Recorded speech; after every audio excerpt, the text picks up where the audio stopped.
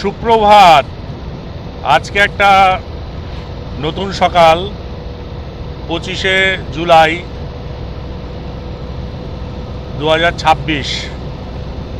সকাল সকাল বেরিয়ে পড়েছি শান্তিনিকেতনের উদ্দেশ্যে। আজকে আমাদের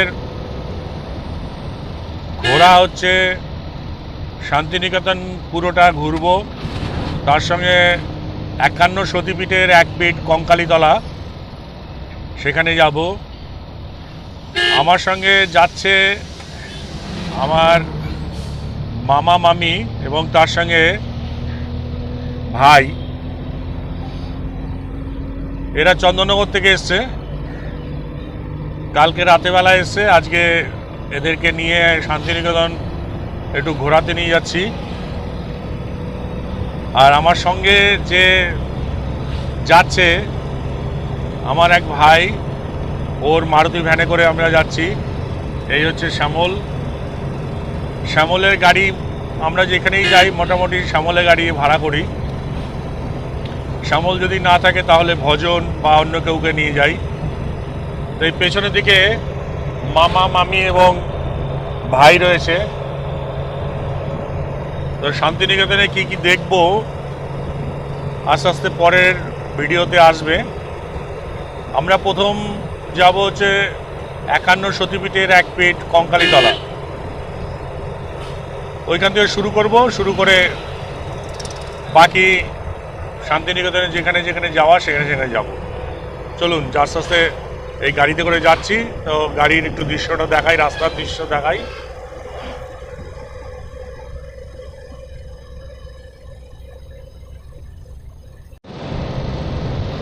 এই হচ্ছে শান্তিনিকেতনের রোড। এটা ঘুষকরা থেকে শান্তিনিকেতন যায়। এটা আনুমানিক 22 থেকে 24 কিলোমিটার রাস্তা হবে। আমরা মাঝে মাঝেই বাইকে করে যাই শান্তিনিকেতন। ভালো রাস্তা করে দিয়েছে। আগে রাস্তা খুব খারাপ ছিল, এখন এটা NH2B রাস্তা করেছে। এটা কলকাতা থেকে এবং বর্ধমান থেকে রামপুরহাট পর্যন্ত কানেক্টিভ রাস্তা। মধ্যখানে ঘুষকরা এবং বোলপুর শান্তিনিকেতন হয়ে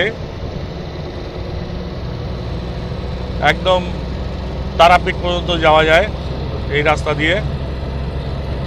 বাঁদিকে অনেকগুলো আলুর কোল্ড স্টোর আছে। এই একটা, সামনে একটা আছে। এখানে আলু ধান চাষের উপযোগী জমি, তাই আলু এবং ধান চাষ খুব হয়। চলুন আস্তে আস্তে আমরা যাই।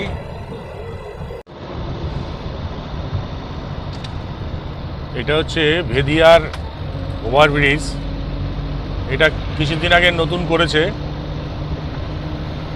এই ওভারব্রিজ দিয়ে করার জন্য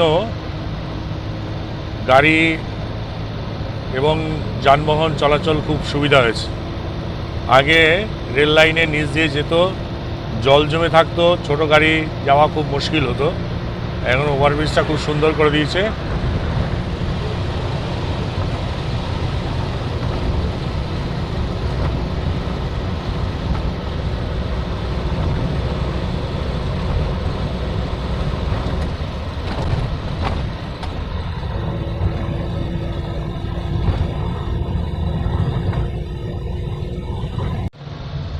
আমরা এখন অজয় ব্রিজের উপর দিয়ে যাচ্ছি।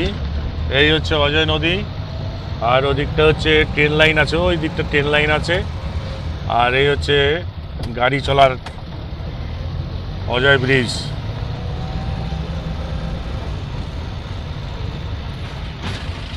এটা বর্ষার সময় পুরো জল যখন ভর্তি হয়ে যায় তখন এর রূপ কিন্তু আলাদা হয়ে যায়।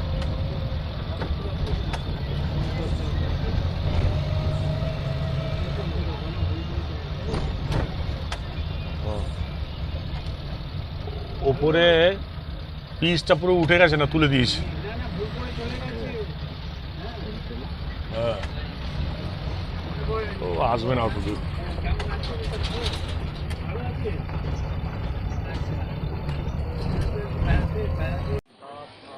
এই হচ্ছে কঙ্কালীতলা। 51 সতীপীঠের এক পীঠ, এই সামনে মন্দির। আমরা কদিন আগে এসেছিলাম, আছে ওই কুণ্ড, সামনে একটা কুণ্ড আছে, ওই কুণ্ডতেই ওই কাকালটা পড়েছে। আর এই জলটা একদম সেই ইয়ে থেকে আসে, কি বলে মণিকর্ণিকা ঘাটের যে জল, ওখান থেকে আসে। এই জল কখনো শুকায় না। এই হচ্ছে মন্দির। জানে দিদি যান, পুজোটা দিয়ে দিন, ফাঁকা আছে, লাইন ফাঁকা আছে।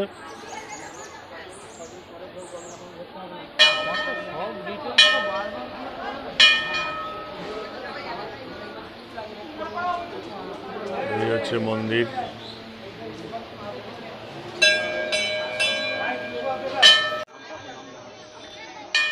এই কুণ্ডতে মায়ের কাকাল পড়েছিল। এই কুণ্ডের জল মাথায় নিলে নাকি রোগ ব্যাধি সেরে যায়। আর এই কুণ্ডের জল কখনো যেন শুকায় না। এটা নাকি মণিকর্ণিকা যে ঘাট বা ত্রিবেণী সঙ্গম থেকে এই জল আসে, এই জল কখনো শুকায় না। এই হচ্ছে কুণ্ড।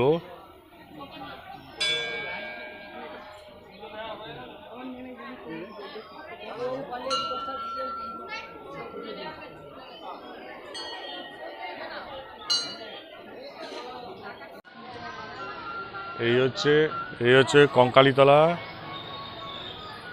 আমি, মামা, মামি এবং ভাই, আমরা 4 জনে এসেছি এখানে।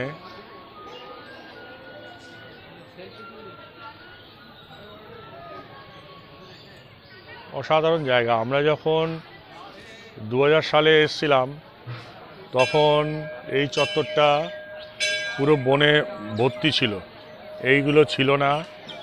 এবং এইখানে তখন একটা নিরিবিলি জায়গা ছিল। এখন তো এইগুলো সব দোকানপাট বসে গেছে, তখন এত দোকানপাটও ছিল না এবং অসাধারণ জায়গা ছিল। আর এই 51 সতীপীঠের এক পীঠ, এই সতীপীঠের এক পীঠে সতীর কাকাল ওই জলের মধ্যে, যেটা দেখালাম কুণ্ড, ওই কুণ্ডের মধ্যে পড়েছে। না না ঠিক আছে। তা এখানে এই একটা বট গাছ আছে, এইটাকে বলে মানত করা বট গাছ। এখানে ঢিল বাঁধলে নাকি মনস্কামনা পূর্ণ হয়। মানুষের আস্থা বিশ্বাস মানুষের আছে। এই হচ্ছে বট গাছ, এখানে ঢিল বাঁধলে নাকি মনস্কামনা পূর্ণ হয়। চলো ওই নদীটা দেখে আসি। এই ওদিকে নদীটা দেখে আসি। এই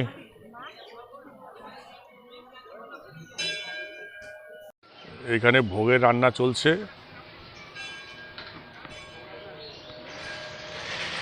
এই যে ভোগের রান্না চলছে, এখানে দুপুরবেলা ভোগ খাওয়ানো হবে। এই হচ্ছে কোপাই নদী। এই কোপাই নদীর পাড়েই এই কঙ্কালীতলা মন্দির।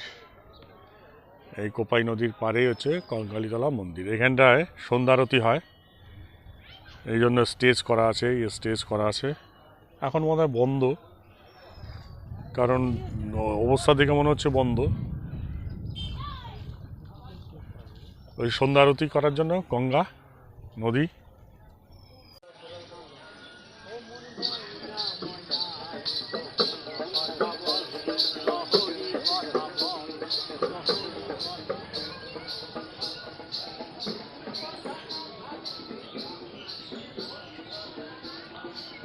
কঙ্কালীতলা।